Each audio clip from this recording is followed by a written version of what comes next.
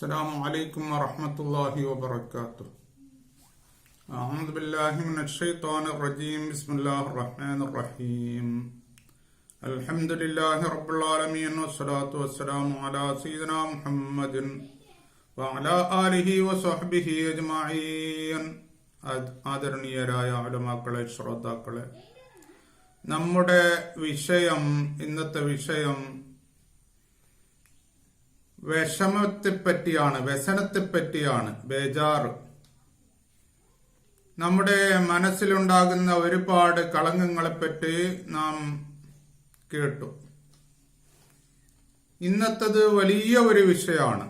കാരണം ലോകത്തിൽ കൂടുതൽ ആൾക്കാരിലും നാം കണ്ടുവരുന്നതും കേട്ടുവരുന്നതുമായ ഒരു വിഷയം മനസ്സിന്റെ വ്യസനം. ഇതുകൊണ്ട് ഒരുപാട് ബുദ്ധിമുട്ടുകൾ പലരും നേരിടുന്നു. ഇതെല്ലാം പരിശുദ്ധ ഖുർആനിൽ പറഞ്ഞിട്ടുണ്ട്. സയൻസിനെ പറ്റി നമ്മുടെ ഈ ചാനലിന്റെ പേര് തന്നെ ഇസ്ലാമിക് സയൻസ് ആണല്ലോ. പരിശുദ്ധ ഖുർആൻ ആൻഡ് മോഡേൺ സയൻസ്. ഇതിനെപ്പറ്റിയാണ് നാം ചർച്ച ചെയ്യുന്നത്. അപ്പോഴേക്ക് പരിശുദ്ധ ഖുർആൻ എന്ന് പറഞ്ഞാൽ ഒരു സയൻസിന്റെ ഗ്രന്ഥമല്ല, എങ്കിലും SIGNS സയൻസിന്റെ ദൃഷ്ടാന്തങ്ങളുടെ ഗ്രന്ഥമാണത്, കിതാബാണ്. അതിലെല്ലാം അല്ലാഹു തആല ഉൾപ്പെടുത്തിയിട്ടുണ്ട്. എല്ലാ സയൻസും, എല്ലാ യഥാർത്ഥമായ എല്ലാ സയൻസുകളും അല്ലാഹു തആല ഉൾപ്പെടുത്തിയിട്ടുണ്ട്. അല്ലാഹു തആല പരിശുദ്ധ ഖുർആനിൽ പറഞ്ഞിട്ടുണ്ട്, മാ ഫറത്നാ മിൻ ഷൈ. അതിൽ എല്ലാ വസ്തുക്കളെയും എല്ലാത്തിനെയും അല്ലാഹു ഉൾപ്പെടുത്തിയിട്ടുണ്ട് എന്ന്, ഒന്നിനെയും ഒഴിവാക്കിയിട്ടില്ല എന്ന്. അപ്പൊ എല്ലാ സയൻസുകളും എല്ലാ കാര്യങ്ങളും അതിൻ്റെ അകത്തുണ്ട്. പക്ഷേ അല്ലാഹു തആല പറഞ്ഞു, അതിനെ പലയിടത്തും പറഞ്ഞു, നിങ്ങൾ ചിന്തിക്കണം. പലയിടത്തും ചിന്തിക്കുന്നവർക്ക് പാഠമുണ്ട് എന്ന്. ചിന്തിക്കണം, ധാരാളം പഠിക്കണം. അത് നമ്മുടെ ബാധ്യതയാണ്. ഈ വ്യസനം, ബേജാറ് എന്നതിനെപ്പറ്റി അല്ലാഹു തആല അത് സംബന്ധമായി ഖുർആൻ ഷരീഫിൽ പലയിടത്തും അല്ലാഹു തആല പറഞ്ഞിട്ടുണ്ട്. സൂറത്തുൽ കഹ്ഫിൽ 6-ാമത്തെ ആയത്തിൽ അല്ലാഹു തആല പറഞ്ഞു, ഫലഅല്ലക ബാഖുൻ നഫ്സക അലാ ആസാരിഹിം ഇല്ലം യുഅ്മിനു ബിഹാദൽ ഹദീസി അസ്സഫ എന്ന് അല്ലാഹു പറഞ്ഞു. വളരെ ചുരുക്കത്തിൽ പറയുന്നു, സത്യനിഷേധികളെ വിശ്വസിക്കാത്തതിന്റെ പേരില് തങ്ങള് വ്യസനിച്ചിട്ട് ശരീരത്തെ നശിപ്പിക്കരുത് എന്ന് നബി സല്ലല്ലാഹു അലൈഹി വസല്ലമ തങ്ങളോട് പറഞ്ഞതാണ്. അപ്പൊ ഇതിൽ നിന്ന് എന്താ മനസ്സിലായ? വ്യസനം, വിഷമം, ബേജാറ് നമ്മുടെ മനസ്സിൽ കുന്നുകൂടിയാൽ നമ്മുടെ ശരീരം മെല്ലെ മെല്ലെയായി നശിഞ്ഞു പോകുമെന്നാണ്. ഇന്ന് ലോകത്തിന്റെ നാനാഭാഗങ്ങളിലും നാം കാണുന്നതാണ് മെന്റൽ ഹോസ്പിറ്റലുകൾ. വ്യസനം കുന്നുകൂടിയവരെ ഹോസ്പിറ്റലൈസ് ചെയ്ത് ചികിത്സിക്കുന്ന സ്ഥലം. ഇങ്ങനെ ഒരിക്കലും എന്ത് പ്രശ്നമുണ്ടെങ്കിലും വിഷമിക്കരുത്. ചുരുക്കത്തില് പലരും പല വിഷയത്തിനും വേണ്ടി വിഷമിക്കുന്നു. വീടില്ല എന്ന് പറഞ്ഞിട്ട് കാലങ്ങളോളം വിഷമിച്ചത് കൊണ്ട്, വ്യസനിച്ചത് കൊണ്ട് വീട് എടുക്കാൻ പറ്റുമോ? ഒരിക്കലും ഇല്ല. അങ്ങനെ വീടെടുത്തവരില്ല. അള്ളാഹുവിനോട് ധാരാളം ചോദിക്കുക, ദുആ ചെയ്യുക, അത്രയേ ഉള്ളൂ. അള്ളാഹു തരും. അല്ലെങ്കിൽ മകളെ കെട്ടിക്കാനുണ്ട്, പണമില്ല എന്ന് പറഞ്ഞിട്ട് അതിനുള്ള സൗകര്യങ്ങളില്ല എന്ന് പറഞ്ഞ് കാലങ്ങളോളം വിഷമിക്കുന്നു. അവരുടെ ശരീരവും മനസ്സും നഷ്ടപ്പെട്ടു എന്നല്ലാതെ വേറൊന്നും അതിൽ കിട്ടാനില്ല.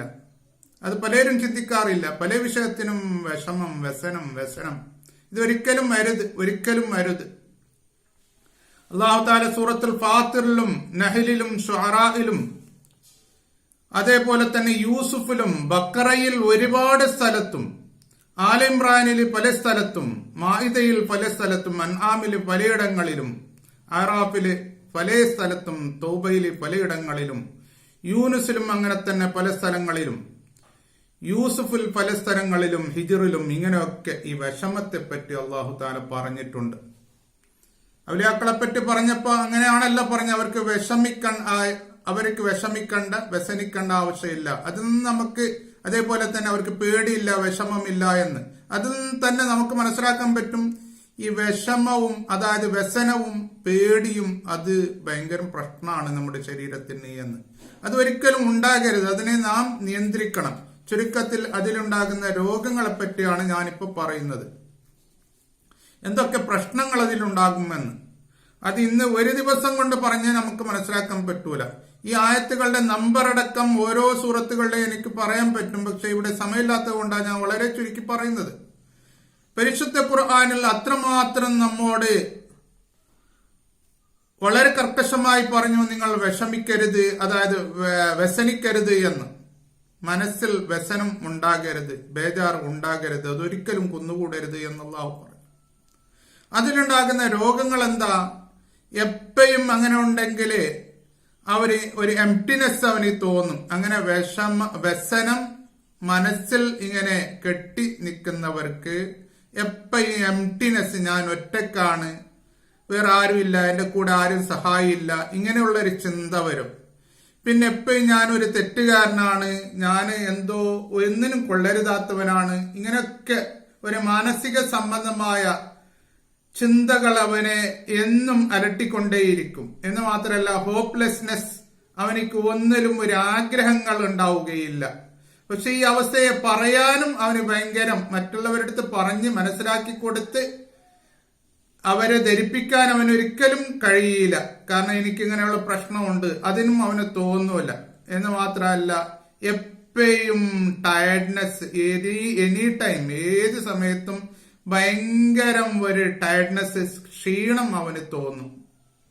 ഇതിൽ ഇങ്ങനെ നാം ഇങ്ങനെ വ്യസനങ്ങൾ, ബേജാറുകൾ മനസ്സിന്റെ അകത്ത് കുന്നുകൂട്ടി നടന്നാൽ നമുക്ക് കിട്ടുന്ന ലാഭങ്ങൾ ഇതാണ്.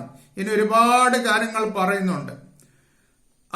രാത്രി ഉറങ്ങാൻ വല്ലാത്ത ട്രബിളുകൾ, ഉറക്കം തീരെ വരൂല, ചിലപ്പോ ഇടയ്ക്കിടയ്ക്ക് ഉണർന്നാൽ പിന്നെ തീരെ വരൂല, പല ചിന്തകളും ആ സമയത്ത് അവനെ അലട്ടിക്കൊണ്ടിരിക്കും. ഇങ്ങനെ ഒരുപാട് പ്രശ്നങ്ങൾ, മുൻകോപങ്ങൾ, എന്തിനും തൊട്ടതിനും എടുത്തതിനും വെച്ചതിനൊക്കെ മുൻകോപങ്ങൾ. അതേപോലെ തന്നെ കോപവും ദേഷ്യവും, ഇടയ്ക്കിടയ്ക്ക് ദേഷ്യവും മുൻകോപവും ഇതൊക്കെ ഉണ്ടാവും. പിന്നെ നല്ല കാര്യങ്ങളിൽ പോലും അവനൊരു പ്ലഷർ, അതായത് ഒരു താല്പര്യം അതിലുണ്ടാവുകയില്ല, സന്തോഷം ഉണ്ടാക്കുന്ന. ഒരു ഉദാഹരണത്തിന് കല്യാണം കഴിഞ്ഞിട്ടുള്ള ഒരു പ്രത്യേക ജീവിതങ്ങളും ബന്ധങ്ങളും ഉണ്ട്, അതിന് പോലും യാതൊരു താല്പര്യവും ഉണ്ടാവുകയില്ല. പിന്നെ ഡിപ്രഷൻ, വിഷാദങ്ങൾ ഉണ്ടാകും. വിഷാദം ഉണ്ടായിട്ട് പിന്നെ അത് ഭയങ്കരമായ വിട്ടുമാറാത്ത തലവേദനയൊക്കെ ഉണ്ടാകും. എന്നും അത് വിട്ടുമാറൂല. ഏതൊരു മരുന്നിനും ഔഷധത്തിനും ഔഷധം അതിനെ കൂട്ടാക്കൂല. ആ നിരക്കുള്ള തലവേദനകളൊക്കെ വരും. ഇങ്ങനെ ഒരുപാട് ബുദ്ധിമുട്ടുകൾ നേരിടേണ്ടി വരും ഈ വ്യസനം കൊണ്ട്. അതുകൊണ്ട് എല്ലാവരും പ്രത്യേകം ശ്രദ്ധിക്കേണ്ടതാണ്. അതേപോലെ തന്നെ ന്യൂറോളജിക്കൽ ഡിസോർഡറുകൾ, രോഗങ്ങളൊക്കെ ഉണ്ടാകും. ഞരമ്പ് സംബന്ധമായ ആൽസിമേഴ്സിന്റെ രോഗങ്ങൾ ഉണ്ടാകും. അവന്റെ ബ്രെയിനിന്റെ ഞരമ്പുകൾ പിന്നെ അവിടുത്തെ അവനെ പ്രവർത്തനരഹിതമായിട്ട് പിന്നെ ഒന്നും ഓർമ്മയില്ലാത്ത ഒരവസ്ഥ, എല്ലാം മറന്നു പോകുന്ന ഒരവസ്ഥ ഉണ്ടാകും. അപ്പം അപസ്മാരം ഉണ്ടാകാൻ സാധ്യതയുണ്ട്. എന്ന് മാത്രമല്ല മൾട്ടിപ്പിൾ ക്ലിറോസിസ് എന്ന് പറയുന്ന അവന്റെ ശരീരത്തിന്റെ അകത്തുള്ള ടിഷ്യൂകളെല്ലാം ഹാർഡായിട്ട്, അത് കട്ടിയായിട്ട്, അത് പ്രവർത്തന രഹിതമാകുന്ന അല്ലെങ്കിൽ അബ്നോർമൽ ആകുന്ന ഒരവസ്ഥ. ഇങ്ങനെയുള്ള ഒരുപാട് ബുദ്ധിമുട്ടുകൾ ഇങ്ങനെയുള്ളവർക്ക് ഉണ്ടാകും. അപ്പൊ ഞാൻ ഇപ്പൊ ഈ പറഞ്ഞത് എന്തുകൊണ്ടും ഇന്ന് കൂടുതൽ ആൾക്കാരും പറയുന്ന ഒരു പ്രശ്നം എന്താണ്? എന്നും വ്യസനം, ബേജാറ്, ഇത് തന്നെയാണ്. ഒരിക്കലും അങ്ങനെ ഉണ്ടാകരുത്. അത് പ്രത്യേകം ശ്രദ്ധിക്കേണ്ടതാണ്. ആരാണെങ്കിലും, ചെറിയവരാണെങ്കിലും വലിയവരാണെങ്കിലും എന്തുണ്ടെങ്കിലും അത് ഒന്ന് നമ്മുടെ മനസ്സിൽ നിന്ന് അതിനെ ദൂരത്താക്കണം. എന്നാലേ നമുക്കിവിടെ രക്ഷയുള്ളൂ. ഇങ്ങനെ ഒരുപാട് രോഗങ്ങൾ പിന്നീട് അത് മുഖേന നമ്മുടെ ശരീരത്തിൽ കുന്നുകൂടിയിട്ട് പിന്നെ നമുക്ക് ഇബാദത്ത് ചെയ്യാനും കഴിയില്ല, ഒന്നും ഇവിടെ ചെയ്യാൻ കഴിയില്ല, ഒരു നല്ല ജീവിതം കാഴ്ചവെക്കാൻ കഴിയില്ല. നമ്മുടെ ആഖിറത്തിന്റെ അവസ്ഥയും പാരത്രികത്തിന്റെ അവസ്ഥയും വളരെ മോശമായിരിക്കും. അതുകൊണ്ട് പ്രത്യേകം നാം ശ്രദ്ധിക്കേണ്ടതാണ്.